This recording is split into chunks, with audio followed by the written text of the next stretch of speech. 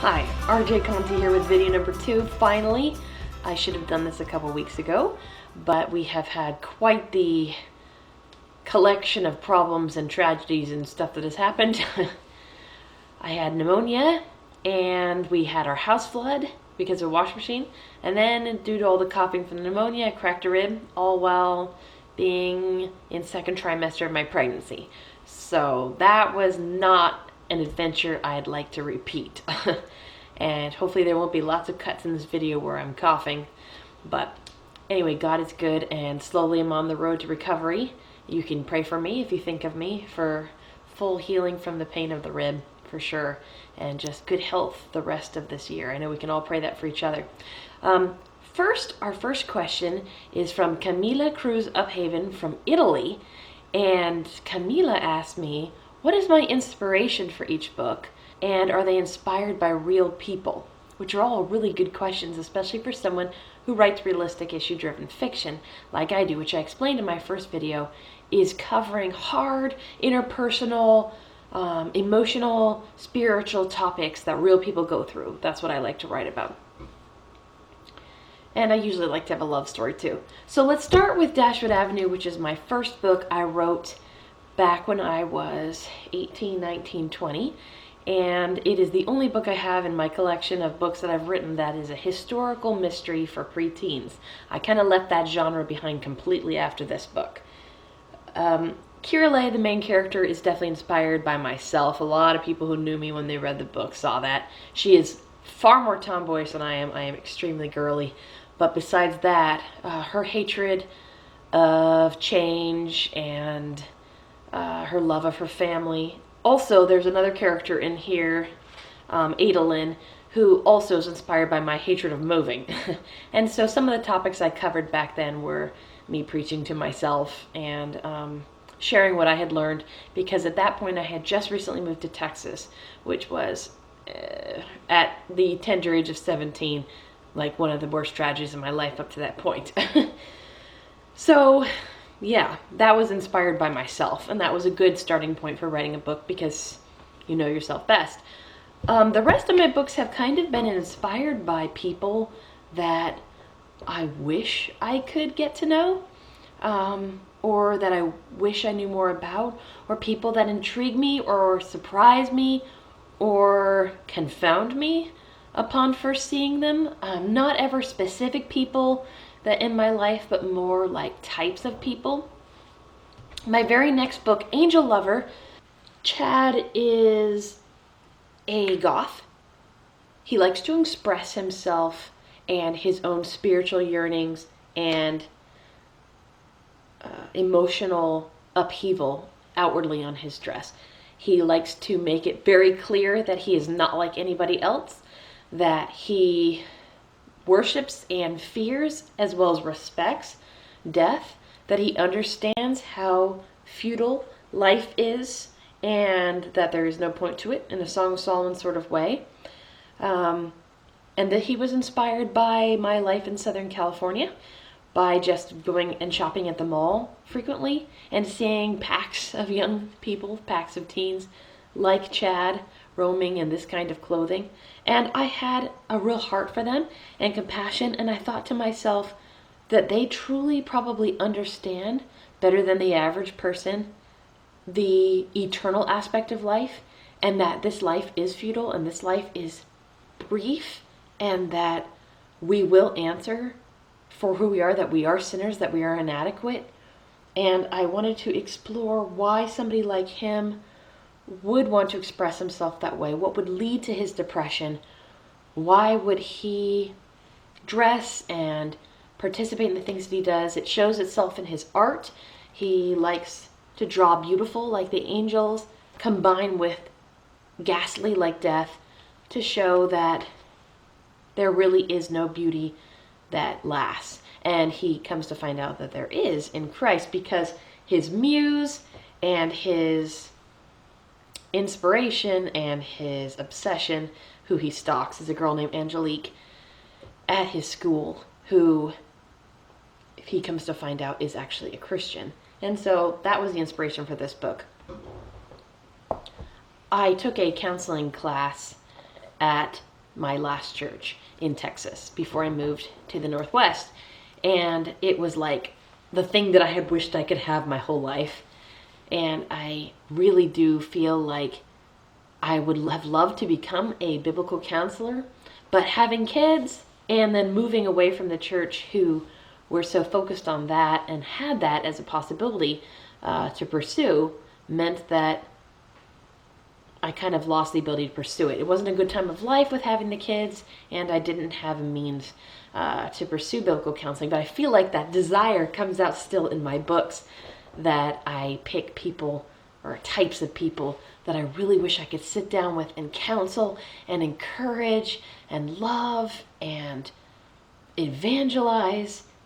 And so I write about them instead, and I get that out of my system in that way. And maybe someday I will still pursue biblical counseling for an ministry and a passion.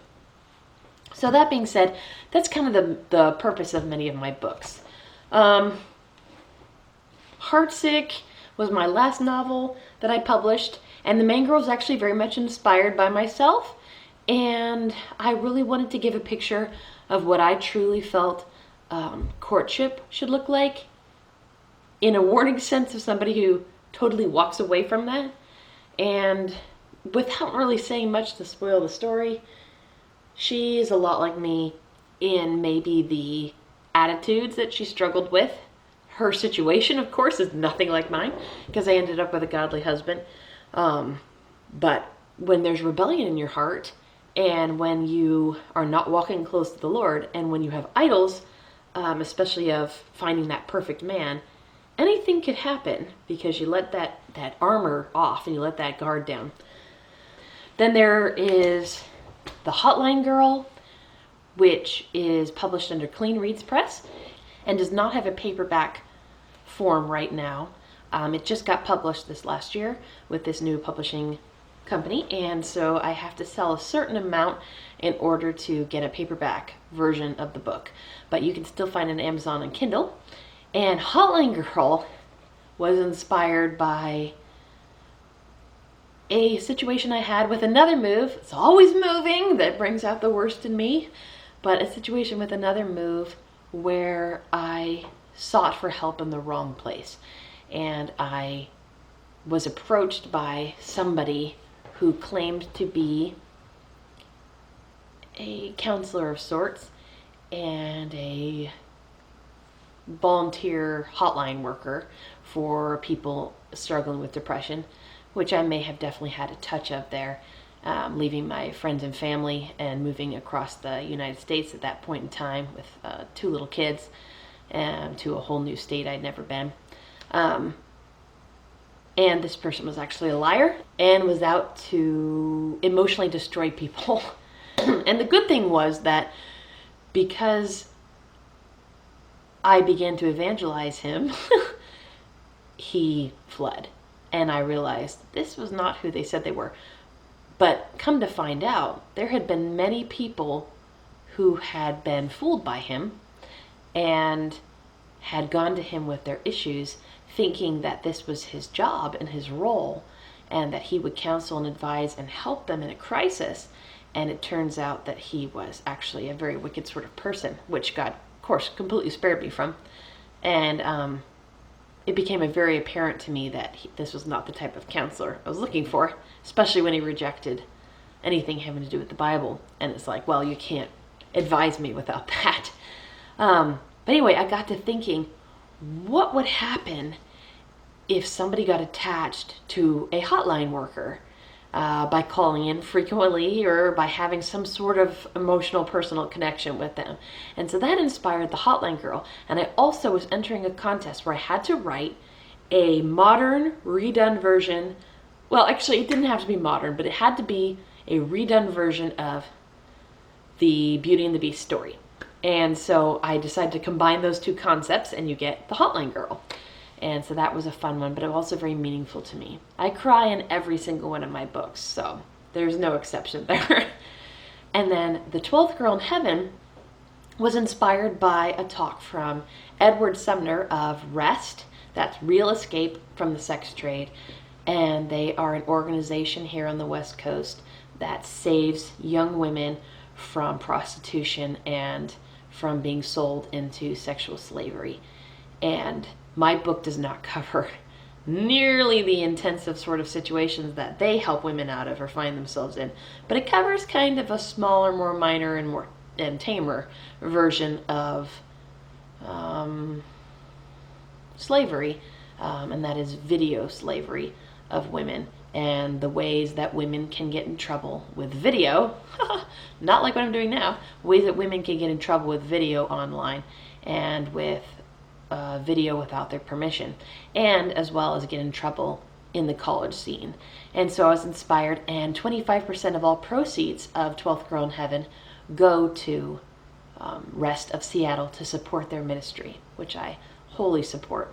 And then Lucid Sylph was inspired by difficult people who feel impossible to love, and the concept of knowing that Christ expects you to love someone and that you are called to love someone, but knowing that that person is going to make it as impossible as possible for you to love them, and that there's probably no way for you to succeed and not come out unscathed, and how as believers we are not to be protecting ourselves from loving our family members and those God has called us to love.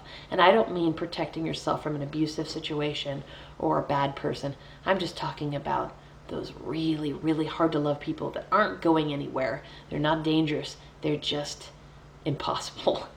And believe it or not, that's what Lucid Sylph was inspired by, and how you're kind of doomed from the get-go, and yet the purpose and point of the love in and of itself, in that it is so Christ-like and beautiful and meaningful and is what we're called to do, is worthwhile in and of itself.